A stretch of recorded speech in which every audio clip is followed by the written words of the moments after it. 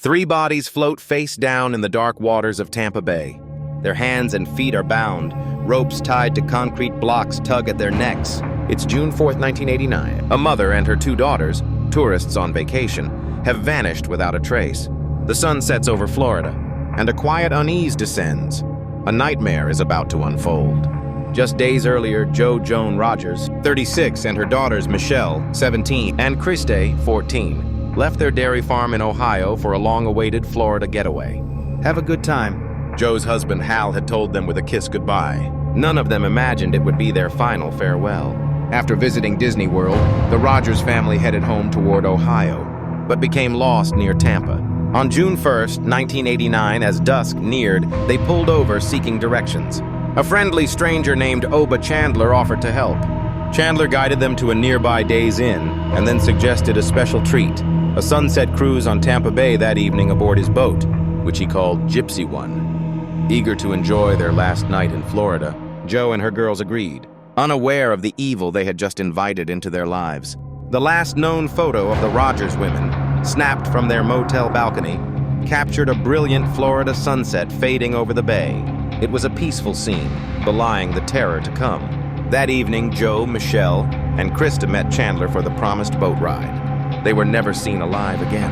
On June 4th, a sailboat crew spotted something floating near the Sunshine Skyway Bridge, a corpse. Hours later, two more bodies surfaced in the bay.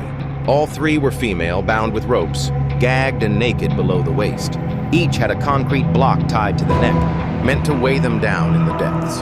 A family vacation had become a scene of almost unspeakable horror. Autopsies revealed water in their lungs, horrifying proof that the women were thrown overboard while still alive.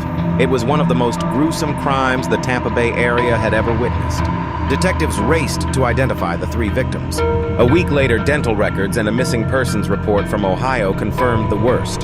The bodies were Joe Rogers and her two daughters. The case immediately became a top priority for Florida law enforcement. Seasoned investigators were shaken. One lead sergeant, a deeply religious man, felt they were chasing something not just human, but demonic. "I believe there are demons all around us," he said, convinced the killer they hunted was driven by unspeakable evil. Clues were scarce. The Rogers car was found parked at a boat launch by the Courtney Campbell Causeway, where they'd met their fate on the water. Inside the car, detectives discovered a crumpled tourist brochure with handwritten directions and notes scrawled on it. Joe had unknowingly left a key clue on that pamphlet. She had jotted down a description of the boat and the man who offered the cruise. The handwriting on the brochure, presumably the directions given by the killer, became the investigative centerpiece. For 3 long years, the Rogers case frustrated authorities. Hundreds of tips poured in, but none definitively pointed to a suspect. Investigators even explored whether the crime could have been arranged by someone in the victim's family, or if a second assailant was involved, but those leads fizzled out. The haunting image of the Rogers women weighed on the task force. One detective likened the hunt to chasing a phantom. Still, they pressed on relentlessly. By 1992, desperation led to innovation. In a bold move, authorities took the unknown killer's handwriting public. They plastered blown-up images of the mysterious directions from the brochure on billboards across the Tampa Bay area, an unprecedented tactic at the time. Echo of distant police radio. This gambit paid off. A former neighbor of Oba Chandler saw the writing and felt a chill of recognition. "It was like a lightning bolt. I knew that handwriting," she later told police. The neighbor, Joanne Steffi, turned over a sample of Chandler's writing from an old work order, confirming the similarity. Forensic analysts compared the samples. It was a match. Handwriting analysis tied Chandler to the note, and a palm print lifted from the brochure also matched his hand. The evidence was mounting. Detectives also learned of a chilling precursor.